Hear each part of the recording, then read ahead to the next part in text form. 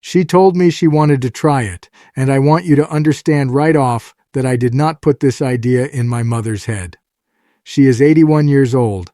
She has buried 2 husbands and outlived 3 doctors who told her to slow down, and when she gets a notion in her skull, there is no talking her out of it.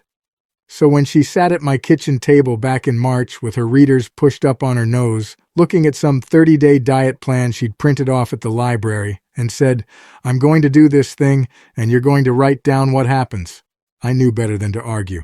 I just got my pen. Now, before I tell you what happened over those 30 days, I want you to understand who we are dealing with here, because it matters for everything that comes after. My mother raised 5 children on a farm in a county where the nearest grocery store was 40 minutes away, and she cooked from scratch because there was no other way to do it.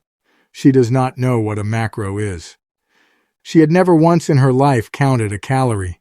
She thinks intermittent fasting sounds like something the doctor does to you before surgery. And she has the stubbornness of a woman who has survived things younger people would not survive, which means once she commits to a thing, she commits with her whole chest. I should tell you, too, that she did not come to this decision lightly, whatever it might have looked like from the outside. She'd been to her granddaughter's wedding back in February, and somebody at the reception, a cousin twice removed she hadn't seen in a decade, made a comment about how she'd filled out some since the last family gathering. My mother smiled and said something polite back, the way she does, and didn't say another word about it that whole night. But 2 weeks later, there she was at my table with that pamphlet, and I understood well enough where the seed had been planted, even if she never once admitted it out loud. Pride is a strange engine.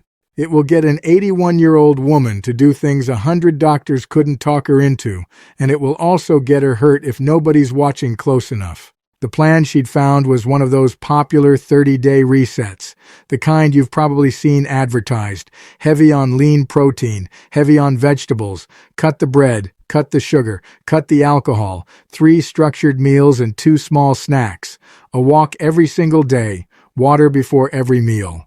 On paper, it is a sensible plan. It is the kind of plan a 35-year-old office worker could follow without much trouble. Nobody who designed it, I promise you, was picturing an 81-year-old woman with a bad hip and a pantry full of bacon grease she's been saving in a coffee can since 1979. Day 1, she weighed herself on the same bathroom scale she's had since before I was born, the kind with the dial and the little red needle that sticks sometimes if you don't tap it. 158 pounds, 5'2".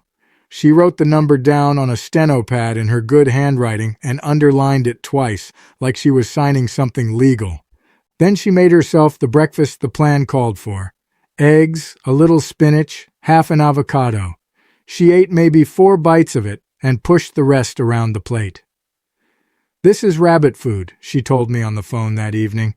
"I worked a farm for 40 years on biscuits and gravy, and you want me to eat what the rabbit left behind." I told her to give it time. She told me she would give it exactly the 30 days she promised, and not 1 ounce of patience more than that. Day 2 went a little better, mostly because she snuck a strip of bacon in alongside her eggs, and didn't tell me until a week later, confessing it the way you'd confess to a priest, half guilty and half not sorry at all. I let that one go. A woman doesn't change 50 years of cooking in 48 hours, and I knew if I made too much noise about the bacon, she'd dig her heels in just to spite me, plan or no plan. The first real trouble came on day 3, and it was not the food, it was the water. The plan said 64 ounces a day at minimum, spread through the morning and afternoon, and my mother, who has never in her adult life drunk more than 2 glasses of liquid before sundown, decided the way to hit that number was to drink it all before noon, so she could quote-unquote get it over with. By 11 that morning she had gone through a full pitcher, and by 1 in the afternoon she had to call me to come sit with her because her head was swimming, and her hands had gone a little tingly. That is not the diet working. That is a body that drank more water in 3 hours than it had in 3 years, and the sodium in her blood got diluted faster than it should have. I am not a doctor, and I will tell you plainly, If anything like this happens to you or somebody you love, you call the doctor. You do not wait it out at the kitchen table reading a printed pamphlet. We called hers. He said she'd be fine, told her to sip water through the day instead of gulping it, and gave her one of those looks doctors give when they're trying not to say, "I told you so" out loud. That right there is the first thing I want you to understand about an 81-year-old body trying a plan built for somebody 50 years younger. It is not stubbornness on the body's part. It is that the rules change as you get older, and most of these diet plans never bothered to write a version for the people who actually need the most care following them. Days 4 through 6 were quieter, almost suspiciously so, like the calm a farmer learns not to trust. She figured out the water, sipping it from a jelly jar she kept on the windowsill, taking a swallow every time she passed by it, instead of trying to choke down a pitcher in one sitting. She started experimenting with the vegetables, too, in her own stubborn way, refusing to eat anything plain the way the pamphlet showed it in the pictures.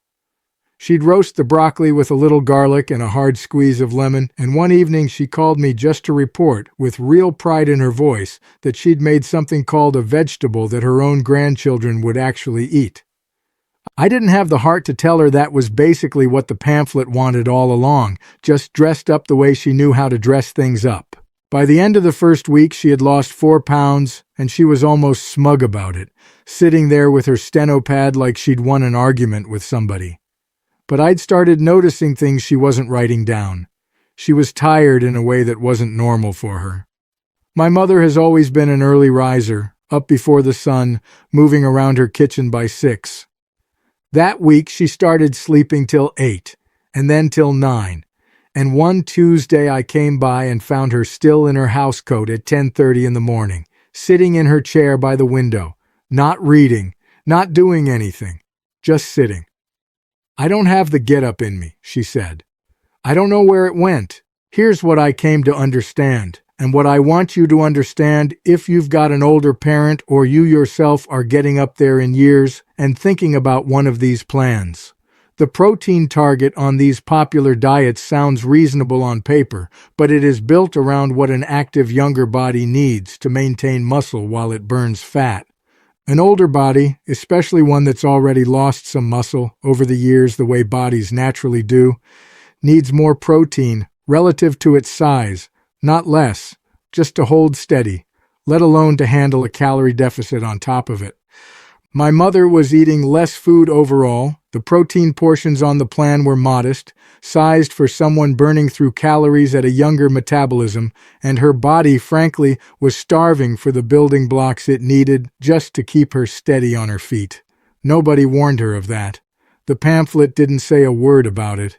It just assumed. We adjusted. I started cooking extra eggs into her morning meal, added a scoop of plain yogurt at lunch, made sure there was always a little more protein on her plate than the plan called for, and within 4 or 5 days, her color came back, and she was up before me again, fussing about the dust on her windowsill like her old self. I want to pause here and tell you about something that happened on day 9, because it's small, but it stuck with me. I'd brought over a rotisserie chicken from the store, mostly out of convenience, figuring she could pick at it for a few meals and get her protein without much fuss. She looked at that plastic container like I'd handed her a dead bird off the side of the road. "I don't know what they put in that," she said, and went and roasted her own chicken the next morning before 9, hip and all, because she trusted her own oven over anybody else's kitchen. That's the kind of woman she is. The convenience the rest of us lean on doesn't sit right with her. And honestly, watching her cook that chicken from scratch, seasoning it the way her mother taught her, I understood a little better why this whole diet business was always going to be a fight between her instincts and somebody else's instructions. Week 2 is when the real trouble started, and I want to tell this part slow because it is the part that scared me. The walking. The plan called for a daily walk. Nothing extreme, just movement. And that part made sense. That part was good for her. My mother has a bad hip from a fall 15 years back, and her doctor has always told her walking is good as long as she paces herself and doesn't push past what her hip will give her. But my mother does not pace herself. My mother decided if a little walking was good, more walking would fix the slow weight loss she was seeing, and so somewhere around day 11 she started adding extra laps around her yard without telling anybody, pushing through pain she should have stopped for, because in her mind the pain was the diet working and stopping was the diet failing. I found out later, piecing it together from things she let slip, that she'd actually been timing herself with the kitchen clock, trying to beat her own time from the day before, like she was racing somebody who wasn't even there. That's the kind of thing that happens when you hand a competitive woman a goal and don't give her any guardrails. She wasn't trying to hurt herself. She was trying to win, the same way she'd won every other hard thing in her life, by pushing harder than the situation called for and trusting her own grit to carry her through. Grit doesn't fix a 15-year-old hip injury. Grit, in this case, was the thing working against her. On day 14, her hip gave out on her in the kitchen. She didn't fall all the way down, thank God. She caught herself on the counter, but she wrenched something in there bad enough that she couldn't put weight on that leg for 3 days. And we spent an afternoon at the urgent care getting it looked at. Both of us scared half to death it was broken. It wasn't broken. It was a deep strain, the kind that takes weeks to heal right and months if you don't let it. The doctor there, a young woman who I liked quite a bit, looked at my mother and said something I've thought about ever since. She said, "These plans aren't lying to you, but they're not telling you the whole truth either, because they're written for an average body, and there is no such thing as an average 81-year-old. My mother cried in the truck on the way home. Not about the hip so much, about feeling foolish. She said, "I raised 5 children and ran a farm, and I can't even walk around my own yard without breaking myself." I told her that wasn't foolishness. That was a body that's earned the right to be listened to instead of argued with, and she ought to start listening to it the way she'd listen to one of her own children if they came to her hurting. She sulked about that for 2 full days. She wouldn't take my calls the first day, and the second day she answered only long enough to tell me she was fine and didn't need checking up on, which from my mother is about as close to admitting she's not fine as you're ever going to get. I drove out anyway on the 3rd day, sat with her, didn't say much, just let her talk it out in her own time, the way she's always needed to. By the end of that visit, she'd come around enough to laugh a little about the whole thing, calling herself an old fool, which I told her she was not even a little. Then she got back up and kept going. Because if there is one thing my mother does not know how to do, it is quit something she said she'd finish. We changed the plan after that. Not the food so much, the food she was actually managing all right by then, but the movement. Instead of a long walk, she did what the physical therapist called gentle range of motion. Short walks indoors, sitting exercises with light cans of soup for weight, the kind of thing that sounds almost too easy to matter, and turns out to matter quite a lot when you're not 25 anymore. The physical therapist, a patient man who didn't seem to mind my mother arguing with nearly every instruction he gave her, showed her a handful of moves she could do sitting right in her own kitchen chair, leg lifts and gentle stretches, nothing that would ever appear on one of those glossy diet pamphlets, but exactly what her body actually needed at that point in the journey. She grumbled about the soup cans for days. "I feel like I'm doing a chore, not an exercise," she told me, and I reminded her that at her age, those two things were closer to the same thing than she wanted to admit, and she gave me a look that told me to mind my business. Then did the exercises anyway, because underneath all that grumbling, she wanted this to work as badly as anybody I've ever watched chase a goal. Around day 18, something happened that none of us expected, and it had nothing to do with the scale. My mother's blood pressure, which had run a little high for years, came down enough that her doctor took her off one of her 2 pills entirely at her next visit. That was real. That was the diet doing something good, finally, after 2 weeks of nearly doing her in. The vegetables, the cut sugar, the smaller portions, all of that was working exactly the way it's supposed to, once we'd gotten the dangerous parts sorted out and built something around her instead of around the pamphlet. She kept that little white pill bottle, the one she no longer needed, sitting on her kitchen windowsill next to the jelly jar of water, like a trophy. Every time I came by for the rest of the month, I'd catch her glancing over at it, and I think that bottle did more for her motivation in the back half of those 30 days than anything written on that printed plan ever could have. There is something about a number a doctor gives you, a real medical fact instead of a guess off a bathroom scale, that lands different in a person's chest. She believed that pill bottle in a way she never quite believed the scale, and I think she was right too. But here's a thing nobody tells you about old bodies and weight, and I think it's important enough to stop and say plainly. The scale stopped being a fair judge of how she was doing somewhere around week 3, because she was losing fat and gaining a little muscle back at the same time, from the protein we'd added and those gentle exercises, and muscle weighs more than fat for the same size.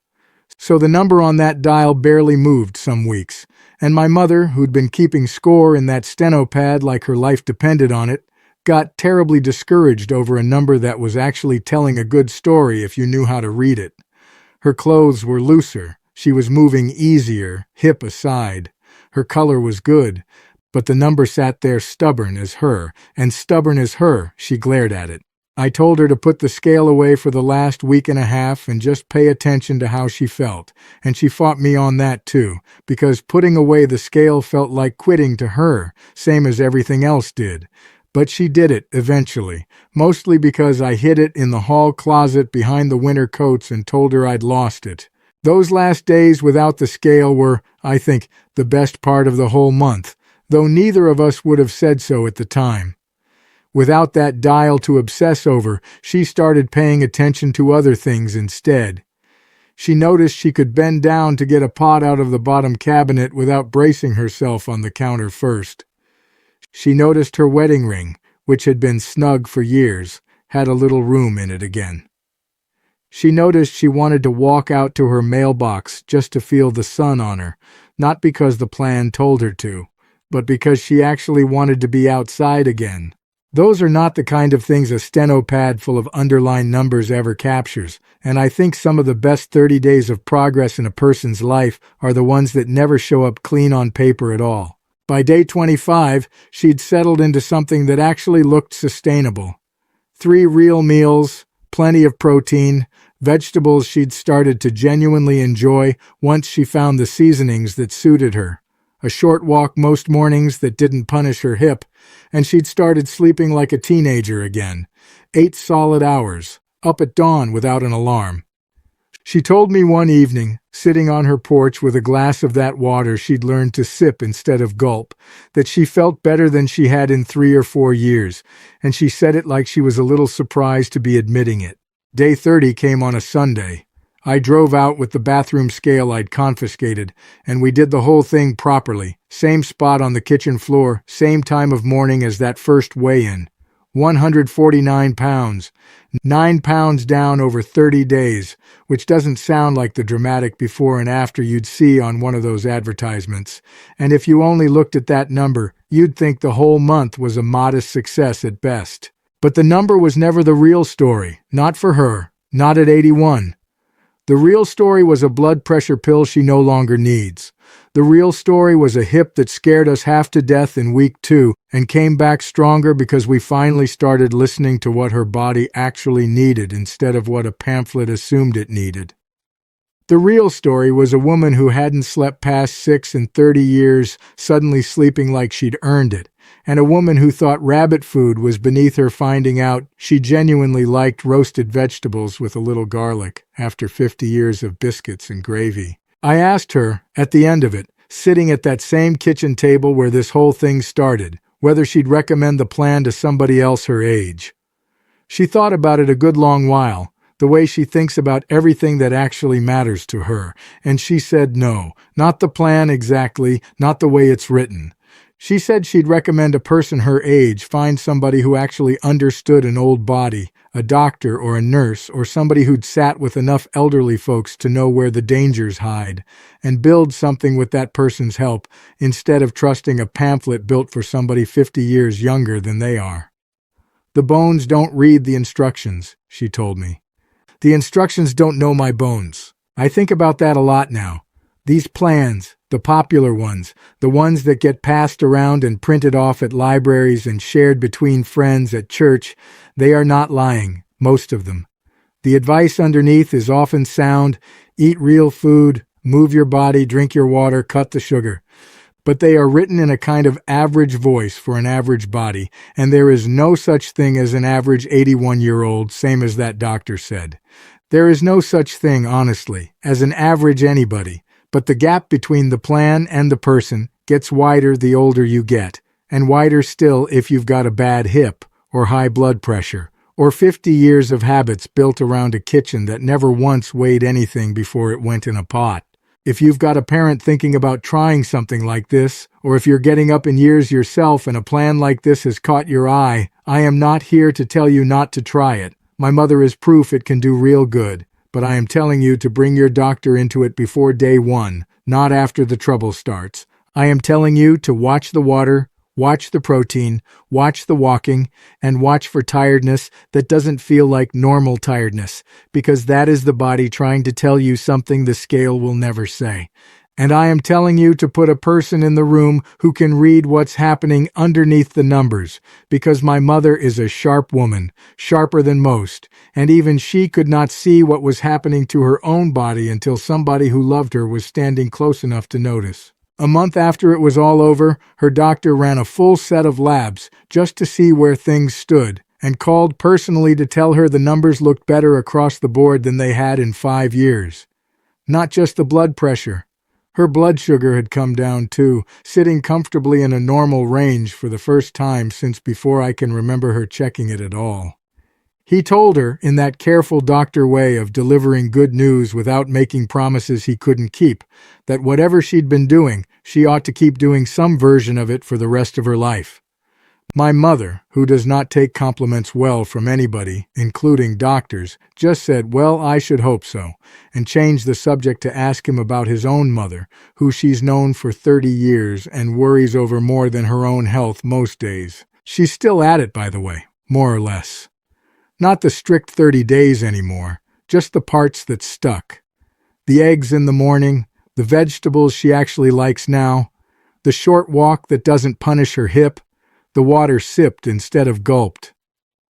The steno pad sits in a kitchen drawer with 30 days of her handwriting in it, every number underlined twice, and every now and then she pulls it out and reads back through it, like a woman reading her own diary from a war she won.